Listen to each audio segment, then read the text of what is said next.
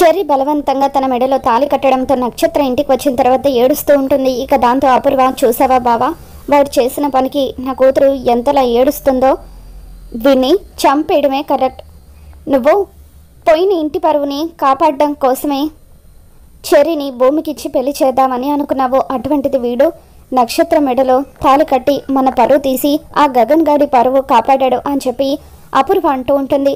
ఇక దాంతో మీరా, వదిన దయచేసి అలా మాట్లాడకండి, మీ చేతులతో పెంచిన వాడిని మీరే చంపేస్తారా అని అంటూ ఉంటే అప్పుడే భూమి కిందకు వస్తుంది. అవును నాన్న, పిన్ని చెప్పింది 100% కరెక్ట్. చెర్రీని చంపేయండి, రివాల్వర్ తీసుకురమ్మంటారా అని చెప్పి అంటూ ఉంటే నాకు కూడా చంపేయాలనే ఉంది, కానీ చంపలేకపోతున్నాను. చిన్నప్పటి నుండి నేనే వాడిని పెంచాను కదా అని శరత్చంద్ర అంటూ ఉంటే, పోనీ మీరు చంపలేకపోతే పిన్నిని చంపమనండి, బయట వాళ్ళందరికీ కూడా మీరే చంపేశారని చెప్తాను. అప్పుడు మన ఇంటి పరువు నిలబడుతుంది. అలాగే చెర్రీని చంపేసిన తర్వాత నక్షత్రకి తెల్ల చీర కట్టండి అని చెప్పి భూమి అంటూ ఉంటే, అప్పుడు నా కూతురికి తెల్ల చీర కట్టడం ఏంటని అపూర్వ అంటూ ఉంటుంది. మీరు అవునన్నా కాదన్నా నక్షత్రకి జరిగింది పెళ్ళే అని చెప్పి భూమి అంటూ ఉంటుంది. అసలు అది తాళని నేనే ఫీల్ అవ్వడం లేదు, అటువంటిది ఎవరు చేస్తే నాకేంటి, నేను ఆ తాళి తెంచి పడేస్తాను అని చెప్పి నక్షత్ర అంటూ ఉంటే, అప్పుడు భూమి నువ్వన్నట్టుగానే నీకు జరిగింది పెళ్ళి కాదని నాన్నను చెప్పమను, అప్పుడు నువ్వన్నట్టుగానే ఆ తాళి తీసి పక్కన పెట్టేయచ్చు అని చెప్పి భూమి అంటూ ఉంటుంది. తర్వాత భూమి శరత్చంద్ర వైపు చూస్తూ, నాన్న ఒక్క విషయం చెప్పండి, మాట్లాడితే మా పరువు పోయింది మా పరువు పోయిందని పిన్న అంటుంది కదా, అంటే పరువు తక్కువ లాంటి చెర్రీనిచ్చి మీరు నా పెళ్లి చేసి ఇంటి పరువు నిలబెడదామని అనుకున్నారు, అంటే మీ దృష్టిలో నేను అంత తక్కువ దాన్నా నాన్న అని చెప్పి భూమి ప్రశ్నిస్తూ ఉంటుంది.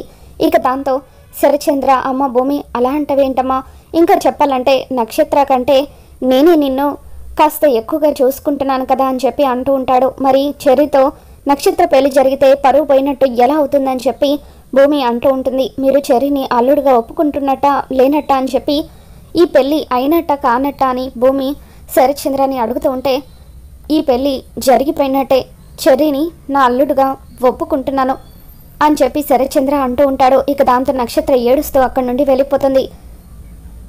చెర్రీ ఇప్పుడు ఈ ఇంటికి అల్లుడయ్యాడు, వాడిని ఒక మార్గంలో పెట్టాల్సిన బాధ్యత నా మీద ఉంది, కాబట్టి త్వరలోనే వాడి చేత బిజినెస్ పెట్టిస్తాను అని చెప్పి శరత్చంద్ర అంటూ ఉంటాడు. మరో పక్క నక్షత్ర గదిలోకి వెళ్ళి ఏడుస్తుంటే గోరింటాకు సుజాత మాట్లాడడానికి ప్రయత్నిస్తూ ఉంటుంది. నా దగ్గరికి వచ్చావంటే చంపేస్తాను అని చెప్పి నక్షత్ర అరుస్తూ ఉంటుంది. అపూర్వ చాలా సీరియస్గా ఒక దగ్గర కూర్చొని ఆలోచిస్తూ ఉంటే గోరింటాకు సుజాత వచ్చి, ఏంటమ్మాయి అలా సీరియస్గా కూర్చొని ఏం ఆలోచిస్తున్నావు, ఇప్పుడు నీ మనసు ఎలా ఉందో నేను అర్థం చేసుకోగలను, ఆ చెర్రీగాడు ఇష్టం లేకుండా నక్షత్ర మెడలో తాళి కట్టేశాడు, ఇప్పుడు ఏం చేద్దాం అనుకుంటున్నావని అంటూ ఉంటే, కొద్ది రోజులు ఆ తాళిని నక్షత్ర భరించాలి, ఎందుకంటే అప్పుడైనా అది ఆ గగన్ గాడి జోలి తీసుకురాకుండా ఉంటుంది, గగన్ గాడి మీద దానికి ద్వేషం పుట్టేలాగా చేసి అప్పుడు ఈ చెర్రీ గాడి సంగతి ఆలోచించాలని చెప్పి అపూర్వ అంటూ ఉంటుంది. ఇంతలో నక్షత్ర అక్కడికి వచ్చి, ఏంటి మమ్మీ ఇందాక తాళి తీసి పడేస్తానంటే నాన్న వద్దని అంటే నువ్వు ఒక్క మాట కూడా ఏమీ మాట్లాడవేంటి అని చెప్పి అంటూ ఉంటే, నేను అప్పుడు ఏం మాట్లాడినా ఆ భూమి గెలిచినట్టు అవుతుంది, అందుకే ఏం మాట్లాడలేదని అపూర్వ అంటుంది. కొద్ది రోజులు ఆ తాళిని అలాగే భరించు, నువ్వు ఇష్టం లేకుండా తాళి కడితే చెర్రీకి నరకం ఎలా ఉంటుందో చూపించు అని చెప్పి అపూర్వ అంటూ ఉంటే, నాకు అర్థమైంది మమ్మీ, ఇకపై నా పేరు నక్షత్ర కాదు సైకో నక్షత్ర, ఆ చెర్రీకి నా శాడిజం ఎలా ఉంటుందో చూపిస్తాను అని నక్షత్ర అంటూ ఉంటుంది.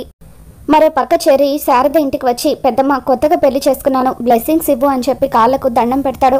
నక్షత్ర కూడా వచ్చుంటే బాగుండేదని చెప్పి అంటూ ఉంటే, తీసుకురావాలని నాకు కూడా ఉంది పెద్దమ్మ, కానీ ఇష్టం లేని పెళ్లి కదా తీసుకురాలేకపోయానని చెర్రీ అంటాడు. తర్వాత అక్కడికి గగన్ వస్తాడు.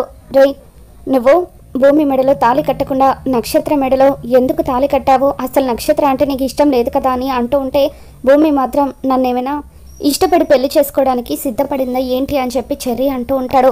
అయినా భూమి వాళ్ళ నాన్నకి ఇచ్చిన మాట కోసం ఏమైనా చేస్తుంది, అందుకే కదా ఇల్లరికం రమ్మని నన్ను కండిషన్ పెట్టిందని చెప్పి గగన్ అంటూ ఉంటాడు. దాంతో భూమి ఇల్లరికం రమ్మని కండిషన్ పెట్టడానికి మరొక బలమైన కారణం ఉందన్నయ్య అని చెప్పి చెర్రీ నిజం చెప్పబోతూ భూమి తనతో ఒట్టు వేయించుకున్న విషయాన్ని గుర్తు చేసుకుని ఆగిపోతాడు.